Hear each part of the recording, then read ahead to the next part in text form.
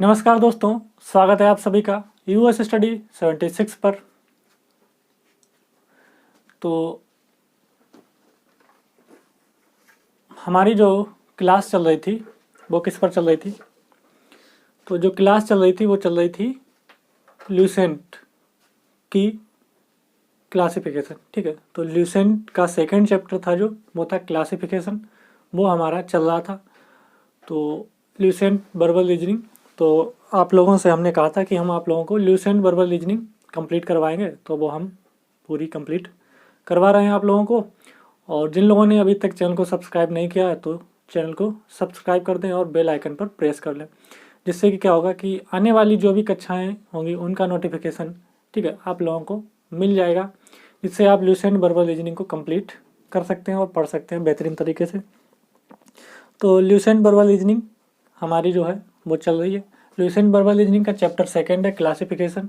ठीक है, chapter second है क्लासिफिकेशन, वर्गीकरण। ठीक है, या ऑड वन आउट इसको भी कहते हैं, ऑड वन आउट भी कह देते हैं कभी कभी। ठीक है, क्लासिफिकेशन या वर्गीकरण। तो उसी का फर्स्ट टाइप जो था पहले क्लास एक हो चुकी है, उसमें हमने बर्ड बेस्ड जो क्वेश्चन थे, ठीक है, बेस्ड ऑन बर्ड, जो शब्दों पर बेस्ड थे उस तरीके के हमने करवा दिए। तो आज की जो हमारी क्लास चलेगी वो चलेगी टाइप 2 है, और वो है नंबर बेस्ड। ठीक है, नंबर बेस्ड जितने भी क्वेश्चन बनते हैं वो हमारे चलेंगे। ठीक है, तो क्लास को स्टार्ट करने से पहले हम ये देख लेते हैं और जान लेते हैं कि नंबर बेस्ड के क्वेश्चन किस टाइप के बनते हैं, और उनको सबसे पहले सॉल्व करने के लिए क्या प्रायोरिटी देनी चाहिए। सॉल्व करने के लिए हमको क्या प्रायोरिटी देनी चाहिए। ठीक है, तो इस पर चर्चा करते हैं, फिर ल्यूसेंट से सवाल उठाते हैं और आप लोगों को हल करवाते हैं। ठीक है, तो देखिएगा जैसे कि इस पर कितने टाइप के क्वेश्चन अगर देखे जाएं तो कितने टाइप के। नंबर एक तो है कि 1 या 2 डिजिट के जो क्वेश्चन बनते हैं, 1 या 2 डिजिट। ठीक है, एक तो बनता है 1 या 2 डिजिट के क्वेश्चन, एक बनता है क्या 3 डिजिट का। ठीक है, एक बनता है 3 डिजिट के क्वेश्चन जो बनते हैं। ठीक है, फिर बनता है 4 डिजिट, 4 डिजिट या more than 4 digit.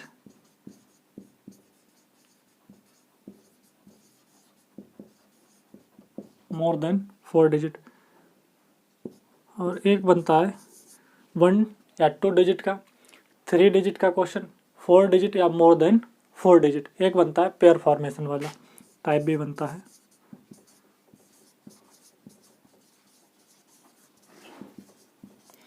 Pair formation के भी क्वेश्चन बनते हैं। ठीक है,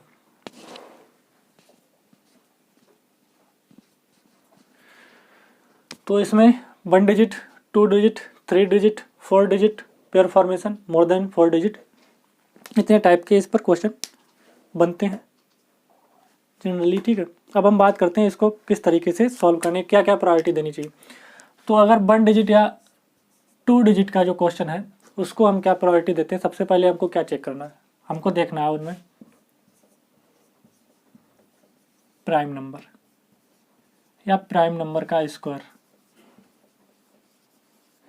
सबसे पहले हमको क्या देखना है, 1 या 2 डिजिट के जो हैं उसमें प्रायोरिटी देनी है हमको प्राइम नंबर। हमको देखना है कि हो सकता है कोई प्राइम नंबर हो, कोई 3 प्राइम नंबर हो, एक प्राइम नंबर ना हो सकता है एक प्राइम नंबर हो, कोई 3 प्राइम नंबर ना हो। तो वही हमारा ऑड वन आउट हो जाता है, या क्लासिफिकेशन, या उसका हम वर्गीकरण कर देते हैं। ठीक है, या हो सकता है कोई प्राइम नंबर का स्क्वायर हो सकता है, या हो सकता है कोई प्राइम नंबर का स्क्वायर ना हो। ठीक है, तो हमको क्या देखना है, इवन नंबर भी देखना है, प्राइम नंबर भी देखना है, स्क्वायर भी देखना है।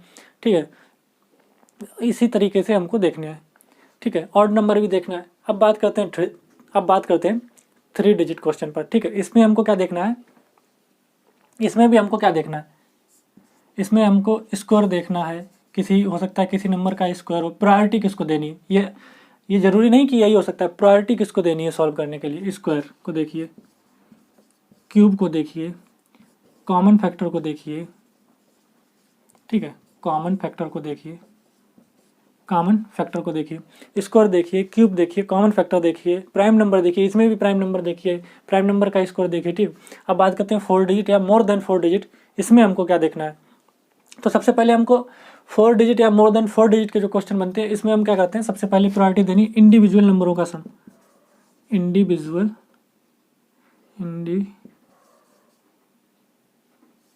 इंडिविजुअल नंबर का सम, इंडिविजुअल नंबर का सम देखना है। यानी कि सबसे पहले जो नंबर दे रखे हैं उनका यूनिट डिजिट हमको उनका हमको क्या करना है, उनका डिजिट सम करना है। ठीक है, वो देखना है सबसे पहले।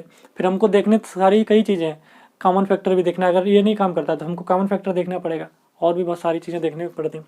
पेयर फॉर्मेशन में हमको क्या देखना है, अब हम बात करते हैं पेयर फॉर्मेशन में हमको क्या देखना है। इसमें कॉमन फैक्टर देखना है हमको, हो सकता है कोई कॉमन फैक्टर से मिल जाए। ठीक है, इसमें हमको क्या देखना है, फैक्टर ऑफ कॉमन फैक्टर, इसमें हमको कॉमन फैक्टर देखना है। तो पहले समझ लेते हैं क्वेश्चनों को किस तरीके से हम अपनी जो नज़रिया है वो तैयार करते हैं, अपनी भूमिका तैयार करते हैं कि हमको किस तरीके से क्वेश्चन को सबसे पहले प्रायोरिटी देनी चाहिए सॉल्व करने के लिए। हो सकता है अगर इस तरीके से सॉल्व हो जाए तो हमको ज़्यादा जहमत ना झेलनी पड़े और क्वेश्चन हमारा जल्दी से जल्दी सॉल्व हो जाए। ठीक है, तो ये चीज़ें जो थी, जो 2-4 चीज़ें बातें थी नंबर बेस्ड पर, वो हमने बता दी। क्या क्या आपको देखना है, सबसे पहले प्राइम नंबर देखना है। नंबर एक प्राइम नंबर क्या क्या देखना है, देखिए सुनिएगा। Prime number, square, prime number, odd number, even number, square, ठीक है, cube, common factor, individual number sum, ये सारी चीज़ें आपके माइंड में चलती रहनी चाहिए। ये सारी चीज़ें आपको देखनी है कि हो सकता है प्राइम नंबर हो सकता है स्क्वायर हो सकता है क्यूब हो सकता है कॉमन फैक्टर हो सकता है इंडिविजुअल नंबर का नंबर सम हो। तो इस तरीके से आपको पता होने चाहिए। क्लासिफिकेशन इसका भी करना चाहिए कि 1 और 2 डिजिट का है तो सबसे पहले हमको क्या देखना है, प्राइम नंबर या स्क्वायर चेक करना है, ऑड नंबर या इवन नंबर चेक करना है, या क्यूब चेक करना है। ठीक है, उसके बाद में 3 डिजिट का अगर क्वेश्चन है तो हमको क्या देखना है, स्क्वायर देखना है, क्यूब देखना है, कॉमन नंबर देखना है, कॉमन फैक्टर देखना है। अगर 4 डिजिट का हो तो हमको क्या करना है, इंडिविजुअल नंबर का सम करना है। ठीक है, सबसे पहले हम क्या करेंगे, इंडिविजुअल नंबर का सम करेंगे। अगर उससे नहीं आता है बाद बाकी हम अलग तरीके का उपयोग करेंगे। उसके बाद में पेयर फॉर्मेशन में हम सबसे पहले कॉमन फैक्टर को देखेंगे। ठीक है, तो इतना देखिएगा, तब तक हम सवाल निकालते हैं।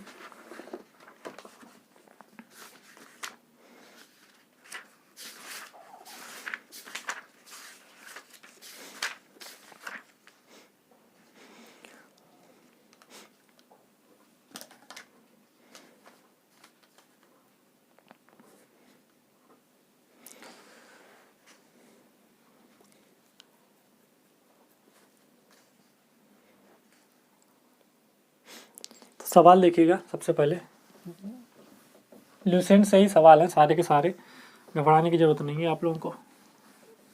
ठीक है, तो ल्यूसेंट ही कंप्लीट करवा रहे हैं ये, लेकिन ये हो सकता है हम ल्यूसेंट को पूरे के पूरे सवाल नहीं करवा पाएंगे आप लोगों को। ठीक है, आप लोग भी जानते हैं उसमें ज़्यादा टाइम लगेगा, लेकिन हम मतलब हर टाइप के बता देंगे कितने टाइप के उसमें किस टाइप के बनते हैं, तो वो आपको बता देंगे, उनका तरीका बता देंगे सॉल्व करने का। फिर बाद में आप अपनी प्रैक्टिस करते रहिएगा।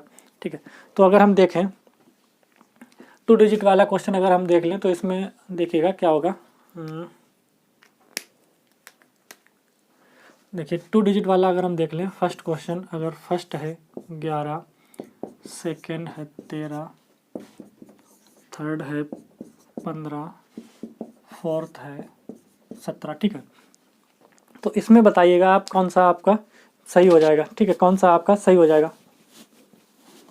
ठीक है, तो यहाँ पर आपको क्या देखना है कि 11, 13, 15, 17 इसमें से कौन सा आपका क्या होगा। 2 डिजिट का है तो सबसे पहले आपको क्या चेक करना है, हम जो बताया था वही सबसे पहले क्या चेक करना है आपको, प्राइम नंबर। सबसे पहले प्राइम नंबर देखना है। ठीक है, कौन से प्राइम नंबर हैं, कौन से प्राइम नंबर नहीं है, तो क्या देखना है, सबसे पहले प्राइम नंबर देखना है। तो यहाँ पर देखिएगा 11 क्या है, एक प्राइम नंबर है, अभाज्य संख्या है। ठीक है, 13 एक अभाज्य संख्या है, 15 अभाज्य संख्या नहीं है, 17 अभाज्य संख्या। तो इसमें क्लासिफिकेशन किया तो हमको क्या मिला, 15 जो है ये इन सभी से अलग है, क्लासिफिकेशन हो रहा है इसका, ये अभाज्य संख्या नहीं, तो आपका यही राइट आंसर हो जाएगा। बाद बाकी तीनों संख्याएं ये जो है वो आपकी अभाज्य संख्या है। ठीक है भाई, तो समझ में आ रहा है कि क्या इस तरीके से हमको किस क्वेश्चन को सबसे पहले कौन से मेथड से करना है, किस मेथड को सबसे पहले हमको प्रायोरिटी देनी है। ठीक है, इस तरीके से आपको करना है।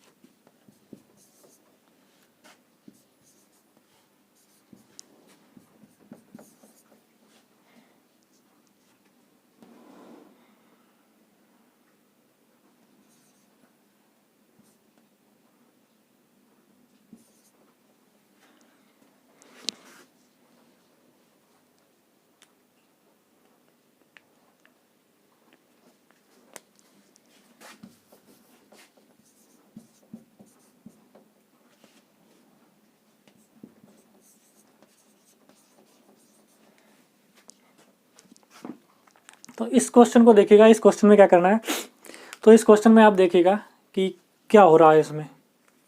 देखो 145, 197, 257, 399, ठीक है। तो इसमें देखिएगा क्या हो रहा है, तो इसमें देखेंगे क्या हो रहा है, 145, 197, 257, 399। और एक बात और आप लोगों को ध्यान रखनी है कि आप लोगों को भाई स्क्वायर तो याद होने ही चाहिए। सबसे मेन पॉइंट जो है वो है कि आपको अगर स्क्वायर याद है तो आप इन सवालों से जंग लड़ सकते हैं, ठीक है। अगर आपको स्क्वायर याद नहीं है तो फिर आपका कुछ नहीं हो सकता, बेकार, ठीक। तो 145, 197, 257 और 399, ठीक है, स्क्वायर आप लोग याद कर लीजिएगा। तो यहाँ पर आप देख सकते हैं 145 क्या हो रहा है इसमें, ये किसी, अगर इसमें एक नंबर घटा दिया जाए तो ये किसी का स्क्वायर बन जाएगा। 144 एक घटा दिया जाए, इसमें घटा दिया जाए तो 196 ये किसी का स्क्वायर बन जाएगा। इसमें घटा दिया जाए तो ये 256 ये भी किसी का स्क्वायर बन जाए। इसको घटा दिया जाए तो 398 ये किसी का स्क्वायर नहीं बनता है, ठीक है। ये यहाँ पर किसी का स्क्वायर नहीं बनता है, ठीक, किसी का भी स्क्वायर यहाँ पर नहीं बनता है। वैसे आप देख सकते हैं 12 का स्क्वायर, 14 का स्क्वायर, ठीक है, 12 का स्क्वायर, 14 का स्क्वायर, 16 का स्क्वायर ये बन रहा है, लेकिन 398 किसी का भी स्क्वायर नहीं बनता है। तो ये आपका यहाँ पर कौन सा वाला सही हो जाएगा, ये वाला सही हो जाएगा। अब दूसरा क्वेश्चन देखिएगा, दूसरा क्वेश्चन है,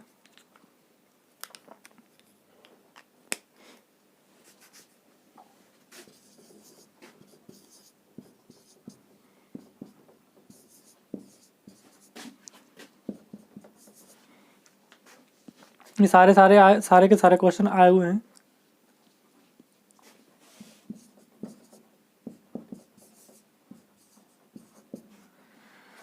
इसमें बताइएगा 143, 195, 257, 5 है इसमें, 257। अब इसमें बताइएगा आप लोग कि क्या होगा, ठीक है। तो इसमें बताइएगा क्या होगा,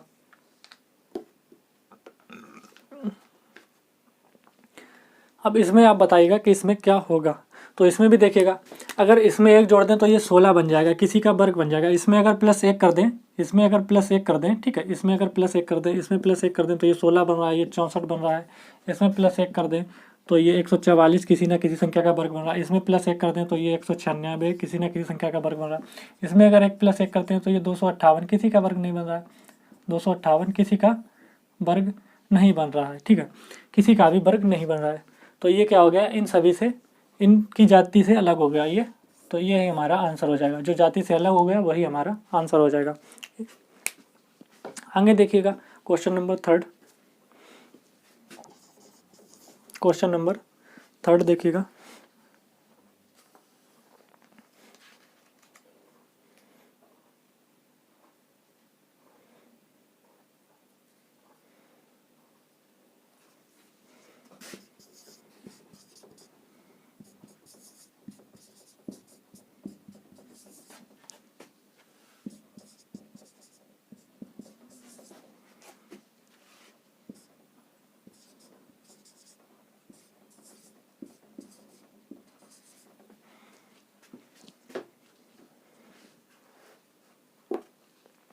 तो इसमें देखिएगा 121, 137, 153, 143 और 195, ठीक है, 195। इसमें देखिएगा क्या हो रहा है।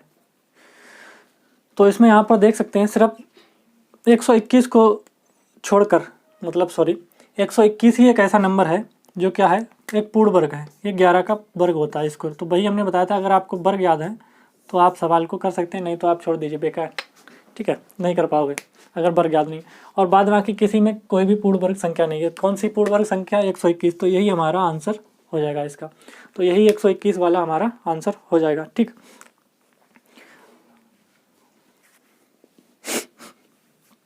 तो चलिए देखते हैं कि हमने क्वेश्चन नोट कर रखे हैं यहाँ पर, अब इनको सॉल्व करवाते हैं।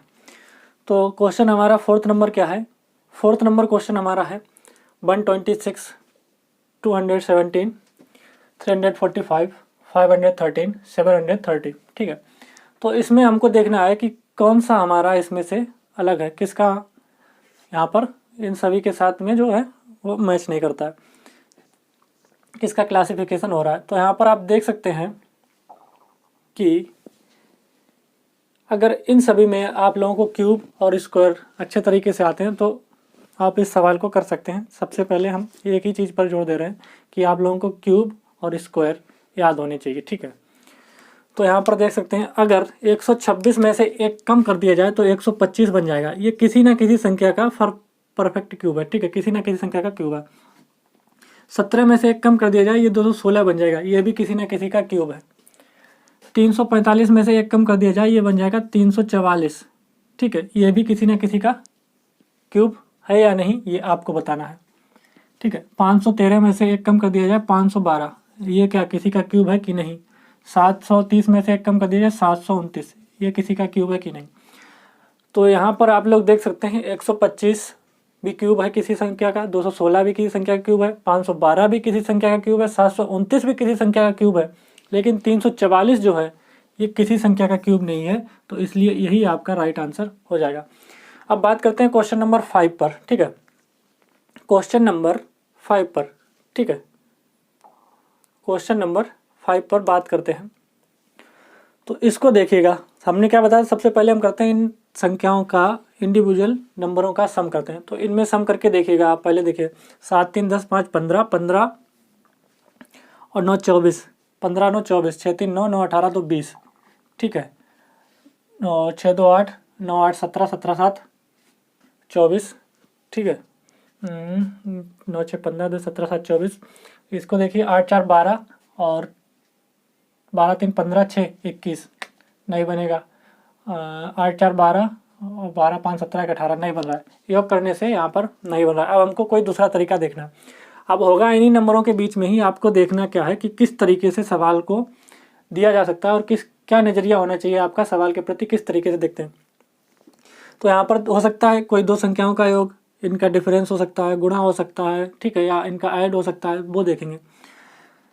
तो जब हम यहाँ पर गौर से देखते हैं तो हमें दिखाई पड़ रहा है कि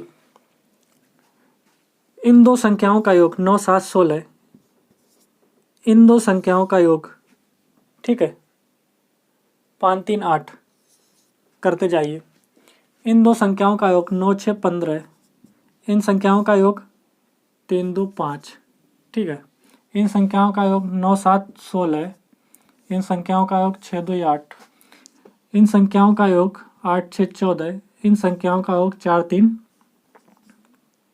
7, 4 3 7, इन संख्याओं का योग 8 4 12, 8 4 12, इन संख्याओं का योग 5 1 6, ठीक है। तो सवाल इस तरीके से भी बनते हैं कभी कभी, ठीक।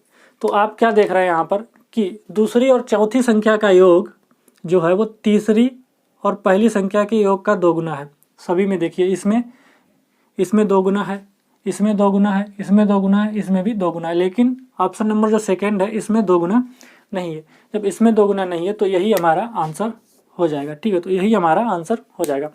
अब बात करते हैं हम थर्ड क्वेश्चन पर। अब हमने बताया था पेयर वाले क्वेश्चन होते हैं उनमें हमको क्या देखना है, कॉमन फैक्टर सबसे पहले देखना है, इनमें क्या क्या कॉमन फैक्टर बन रहा है। तो सबसे पहले हम कॉमन फैक्टर देखते हैं क्या है।